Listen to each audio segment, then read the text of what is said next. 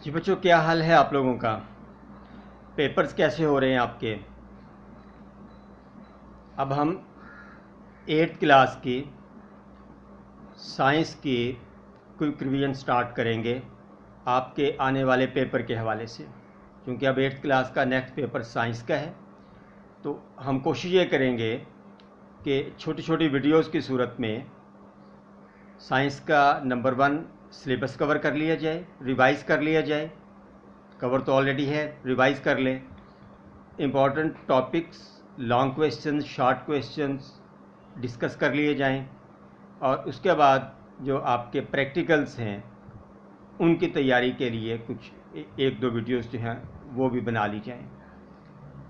तो सबसे पहले बच्चों, अगर आपके सिलेबस की बात करें तो चूँकि फ़र्स्ट टर्म का सिलेबस भी इस दफ़ा इंक्लूड है, तो आपका जो टोटल सिलेबस बन जाता है उसमें पहले 3 चैप्टर्स जो हैं वो तो इन अ रो हैं, स्ट्रेट।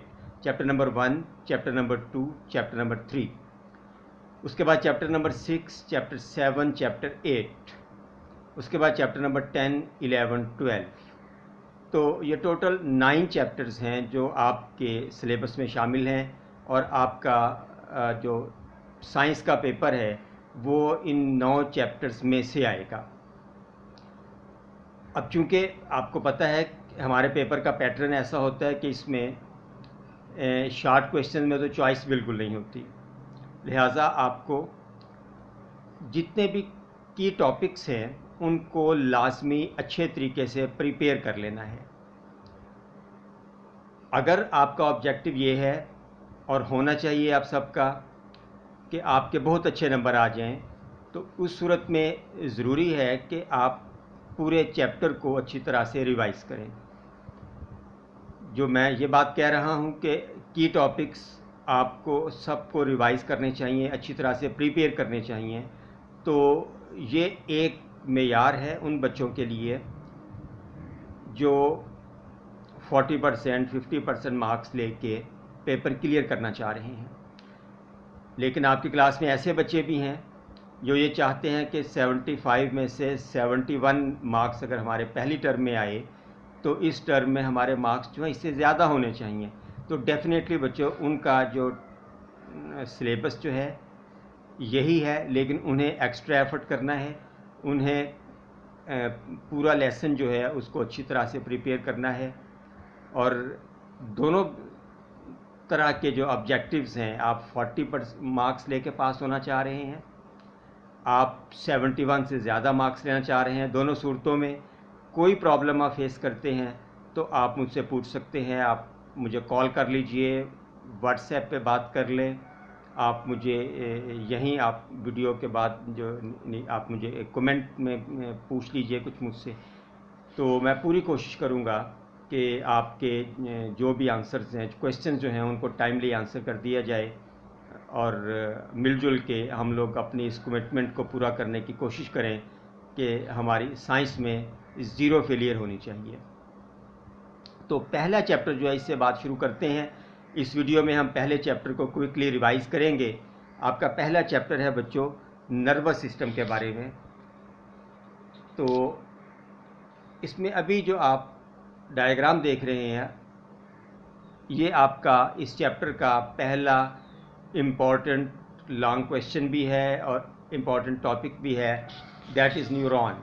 चूँकि ये चैप्टर नर्वस सिस्टम का है, आपको पता है कि नर्वस सिस्टम के 3 बेसिक कंपोनेंट्स हैं। Number 1 brain, number 2 spinal cord, और ब्रेन और स्पाइनल कॉर्ड दोनों मिल के सेंट्रल नर्वस सिस्टम तश्कील देते हैं। इसके बाद नर्व्स हैं जो तीसरा इम्पॉर्टेंट कंपोनेंट है आपके नर्वस सिस्टम का। और नर्व्स आप जानते हैं 2 तरह की हैं।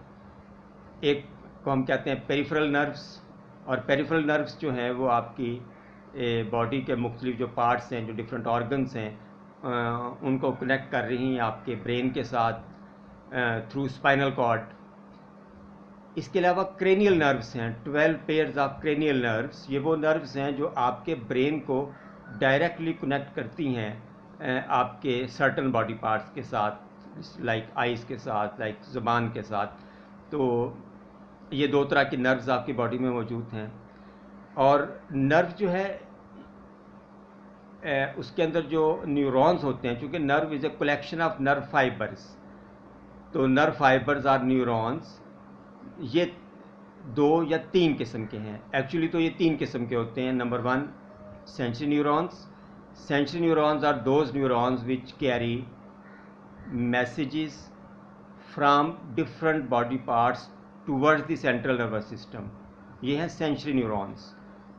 और मोटर न्यूरॉन्स कौन से हैं? Motor neurons are those neurons which carry messages from the brain to the effectors.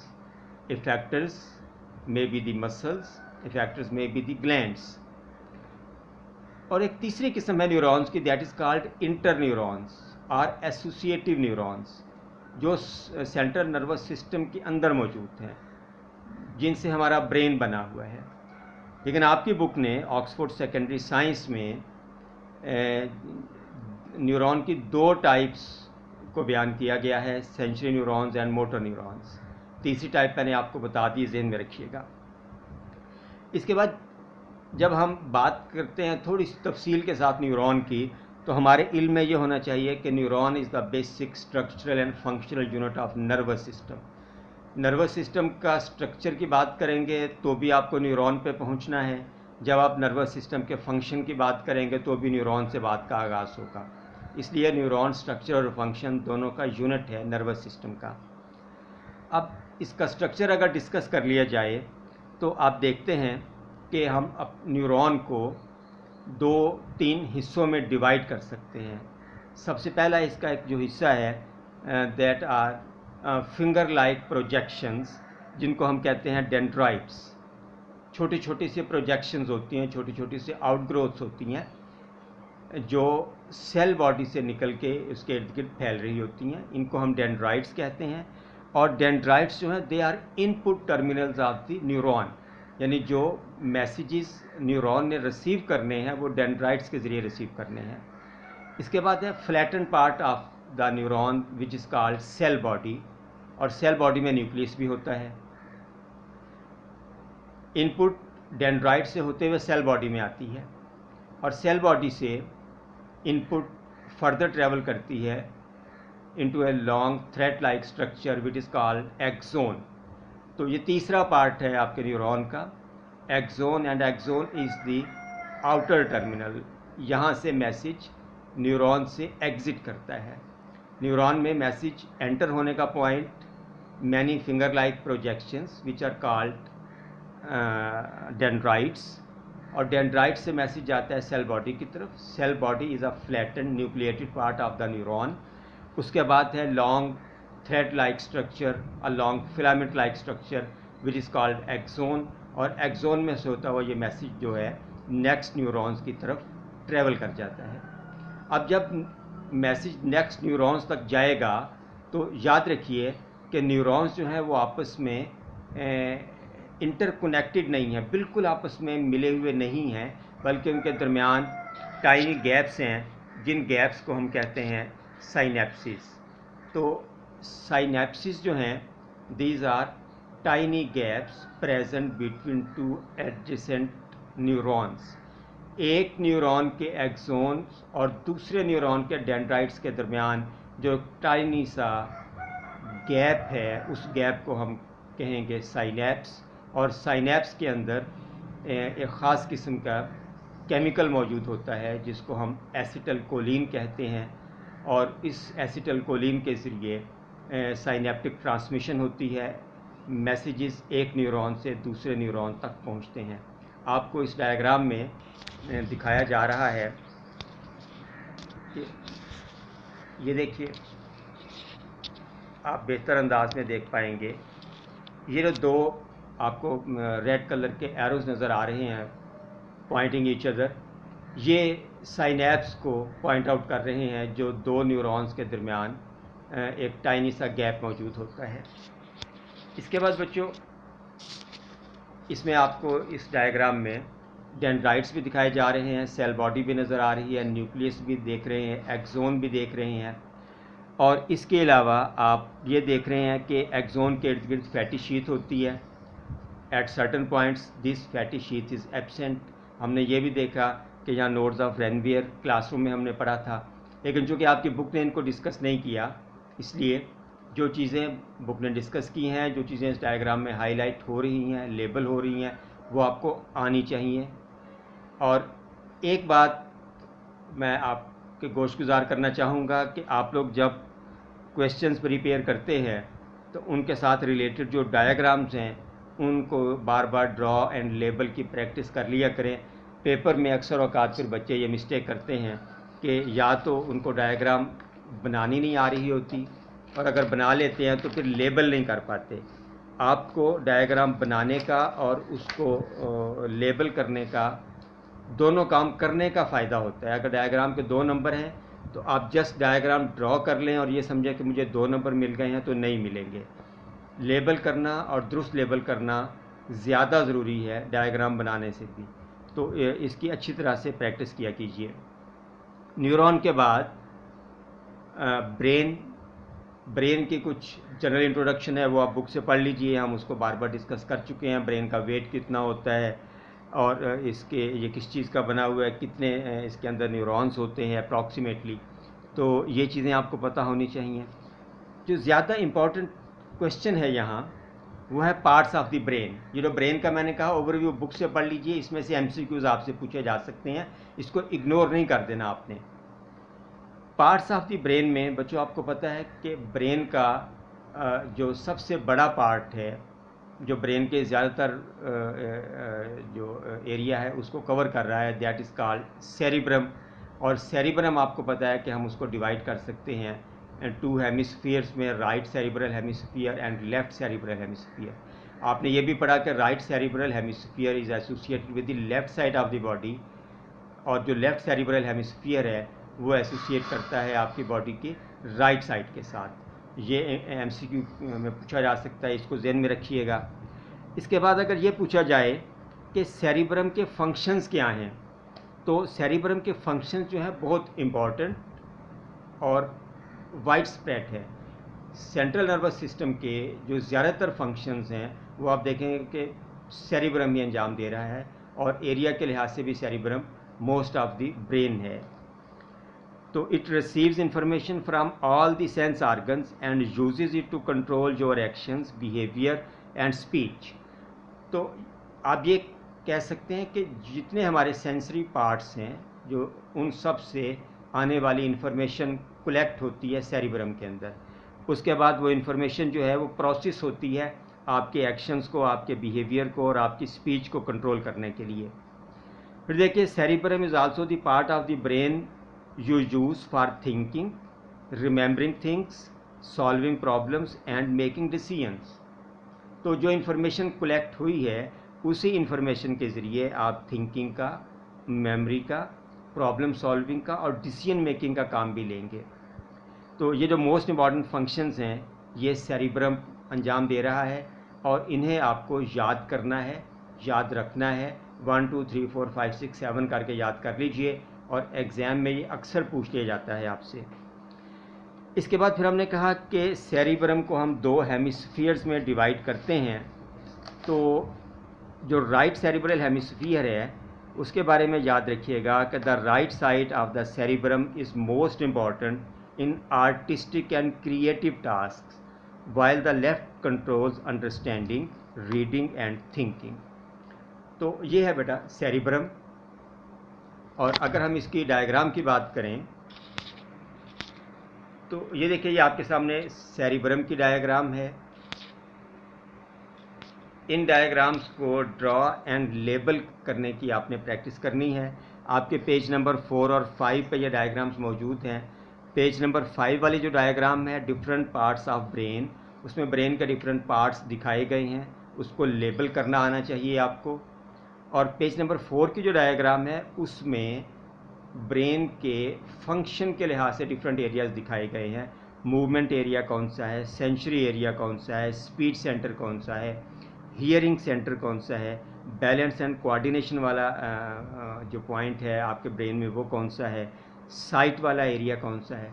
अगर आप यूं इस डायग्राम को मेमोराइज़ कर लें, ज़हन नशीन कर लें, तो आपको सेरिब्रम के फंक्शंस भी आ जाएंगे। क्योंकि बैलेंस एंड कोऑर्डिनेशन के अलावा बाकी जितने भी आप फंक्शंस देख रहे हैं, हियरिंग के अलावा तकरीबन वो सब के सब सेरिब्रम के फंक्शंस हैं। तो सेरिब्रम के बाद एक और इम्पॉर्टेंट पार्ट हमारे ब्रेन का वो है सेरिबेलम, जो आपके ब्रेन में पोस्टीरियर साइड पे बिलो द सेरिब्रम मौजूद होता है। आपको डायग्राम में नज़र भी आ रहा है।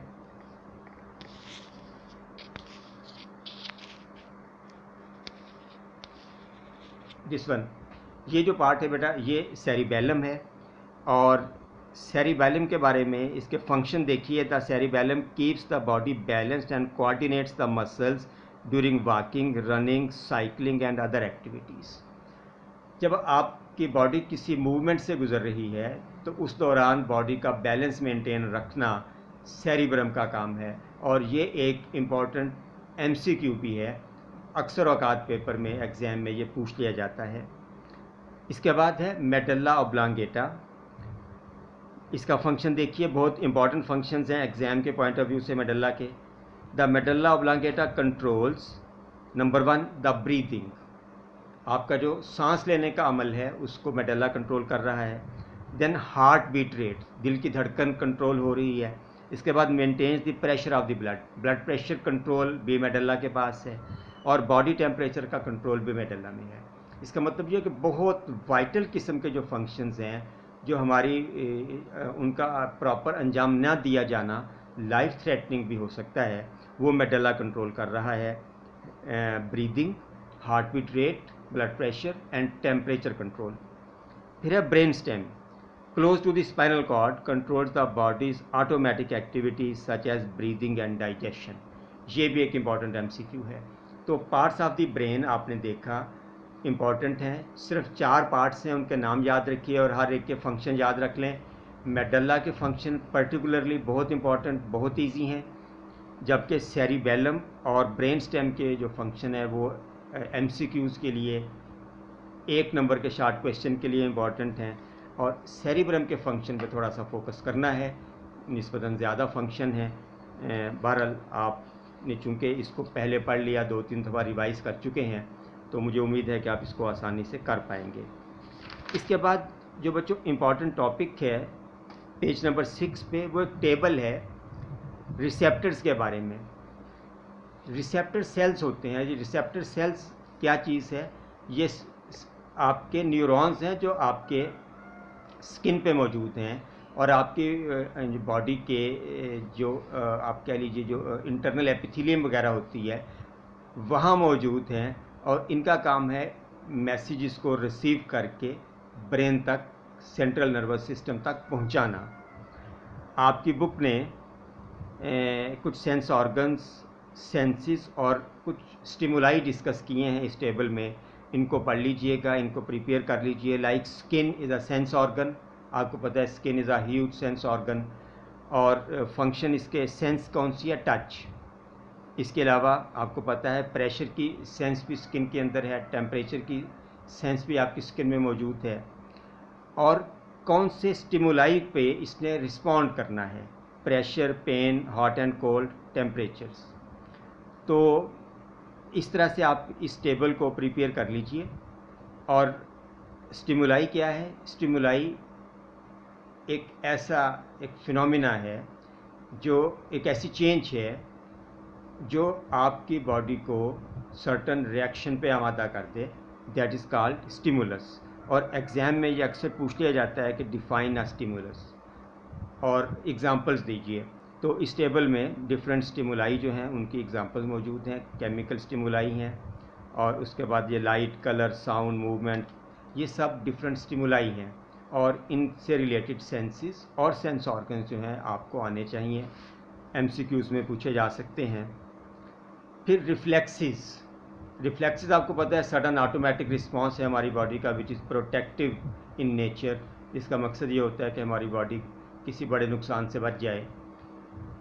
और reflexes are of 2 types. Cranial reflexes, जिसमें ब्रेन इन्वॉल्व होता है डायरेक्टली, ब्रेन जो है वो इन रिफ्लेक्सेस को मीडिएट कर रहा होता है। स्पाइनल कॉर्ड की इसमें इन्वॉल्वमेंट नहीं होती।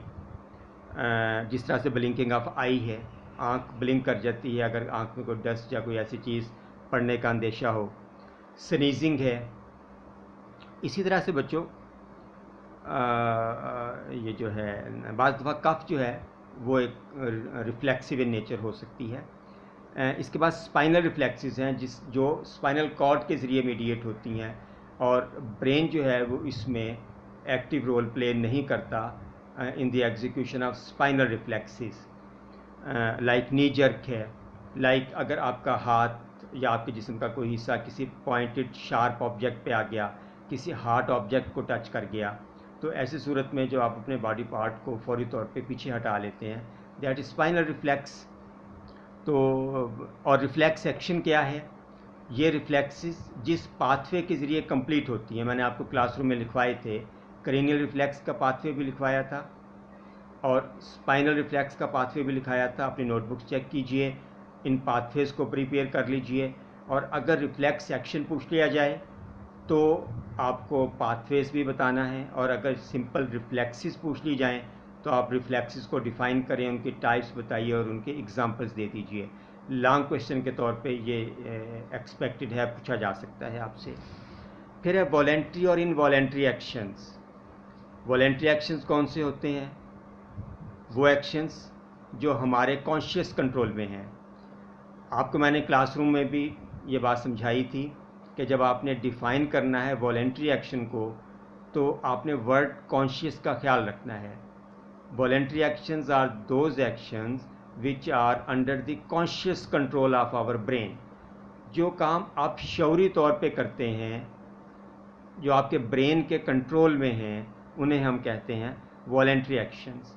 और वो actions which are not under conscious control of our brain, those actions are called involuntary actions, जो हमारे ब्रेन के डायरेक्ट कॉन्शियस कंट्रोल में नहीं होते। ब्रेन, देखिए, हमारे पूरे जो हमारी बॉडी के जो ऑर्गन सिस्टम्स हैं उनको कंट्रोल और कोऑर्डिनेट करता है, लेकिन कुछ फंक्शंस ऑटोमेटिक इन नेचर हैं, लाइक हार्ट बीट। आपकी जो डाइजेस्टिव एक्टिविटी है, आपकी जो ब्रीदिंग एक्टिविटी है, आपके किडनीज का काम है, ये ऑटोमेटिक काम है और ख़ुद ब खुद हो रहा है। ब्रेन इस काम को कोऑर्डिनेट करता है, कंट्रोल करता है इस हद तक कि breathing rate under special circumstances increase हो जाता है और नॉर्मल कंडीशन में नॉर्मल लेवल पे आ जाता है। Heart beat under special circumstances increase हो जाती है और नॉर्मल हालात में नॉर्मल रहती है।